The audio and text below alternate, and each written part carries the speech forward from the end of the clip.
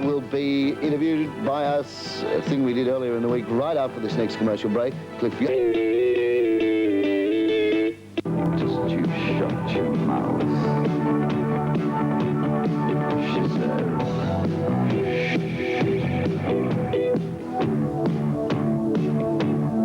She said.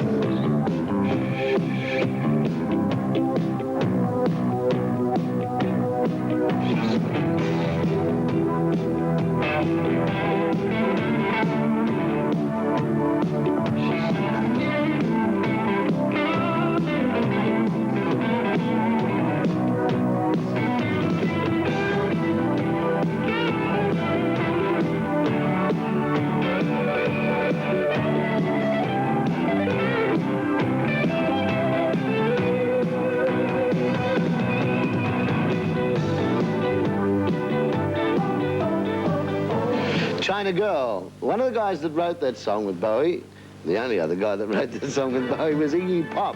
Iggy is with us today, and I thank you very much for coming in. Yeah, thanks for having me. It took us a couple of weeks to grab you for this show. Yeah.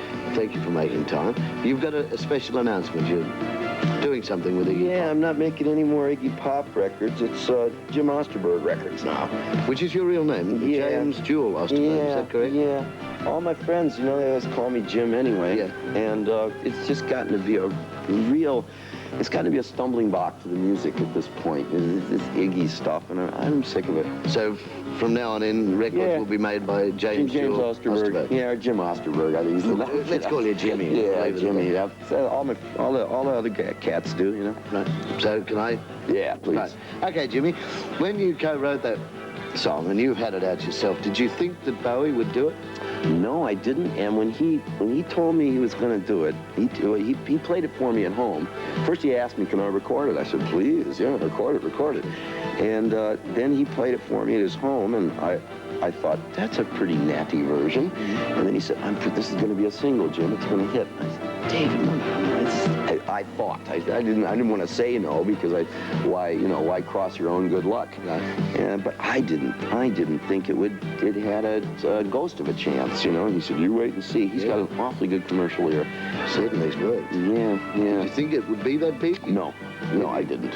In fact, I thought that I knew he was going to put out Let's Dance first, and then he said, Jim, I'm going to put this out as the second single. And he had it all planned. In fact, you know, in the States, it's not even in the top 20 yet. He said, I'm going to bring it slow because he's starting his States tour, and as the tour goes on, he wants it to build. Makes it all work. And yeah, and I'm real proud of it. I'm just so proud. How close are you with David? Is it a really strong friendship? Do you see each other a lot? Or? It's the strongest friendship I've ever imagined. You know, very, very strong. And yeah, of course, we see each other when we can, which seems to work out to about 2 vacations a year, and some odd project of some sort.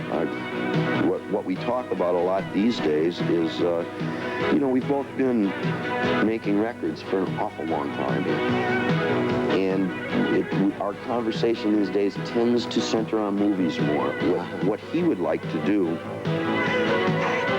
I don't like to speak for other people, but what he seems enthusiastic about in conversation is directing films. Right. He seems to feel that he could be a much better director than an actor. And of course, that sort of thing is hard to finance, but I think the first project we talked about was in 1975, when I was really down and out in L.A. David had this incredible idea, beautiful idea, for a sci-fi movie about a young man, a young sort of a jerk, a stooge, like my old band, a guy named, I think he was going to call him Jim Stark, and this fellow was going to be a victim of the system in that he was going to be an astronaut who thought he was going to the moon.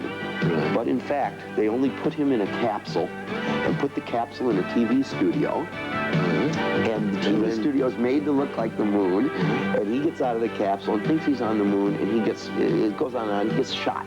He gets killed for glory, for some political end. That was the first script. We've talked about a lot of scripts since then. There's a new one that is so hot. He's got a script like you wouldn't believe, but I can't talk about it because it's his, you know. But just away from that, if we can take you back to China Girl, would that be the biggest song, like hit-wise, chart-wise, that you've been associated with in your career? Right now, yes. Probably the other one would be No Fun. The Sex Pistols version of No Fun did much better than mine.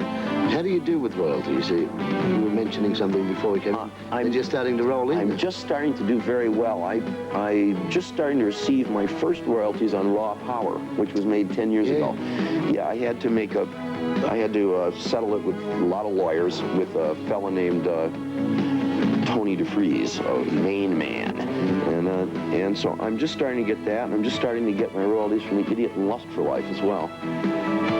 You'll be very rich come 1990. I can tell you, right. It's a secure feeling. Yeah. But I can tell you what's really important about that China Girl song. The reason it really worked was that he had this beautiful music. And at that time, I had been living in the gutter, just a mess.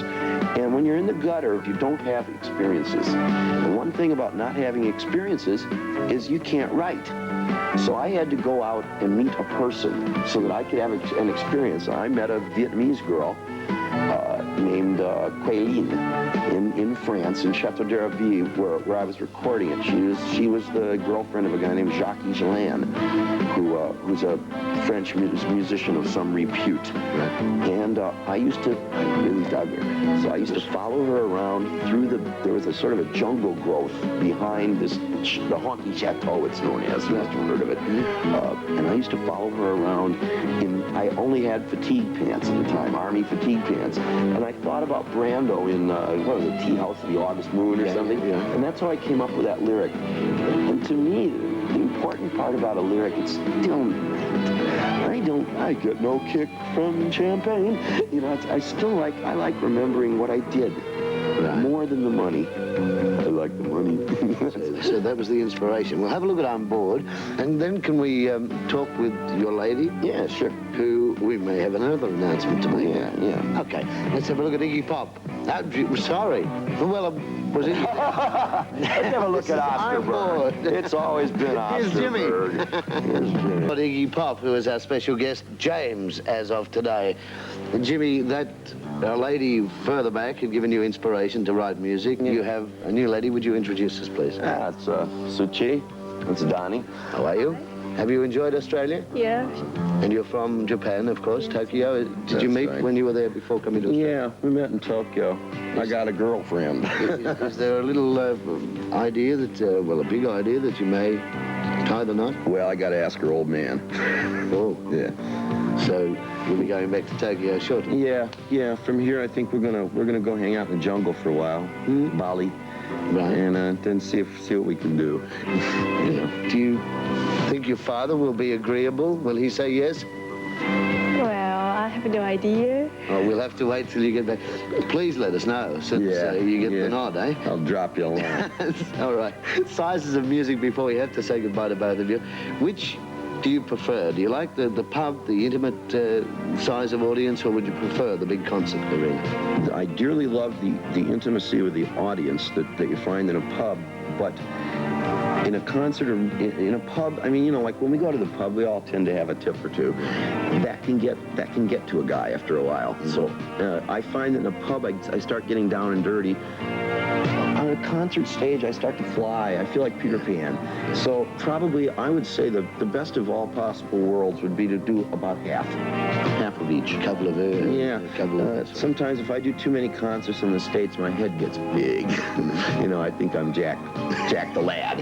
And it takes a pub sometimes to take me down a notch and you remember how to play. It's nice to be back there on the street again, isn't it? Uh-huh. Do you like the term godfather of punk? Iggy did that, man. Sorry. Exactly. Okay, Jimmy? Yeah, no, I don't like that. I don't like that. When the first time the word punk appeared in print was in a review of my first album in Rolling Stone magazine, and I had to look up what it meant. Jimmy, thank you, man. Thanks, Don. Travel well. I hope to see you next time you're back in Australia. Suchi, good luck, and may your dad say yes. Soweto is the song we'll have a look at. We've been speaking with Oh, I love Cerrito. That's Jimmy Osterberg.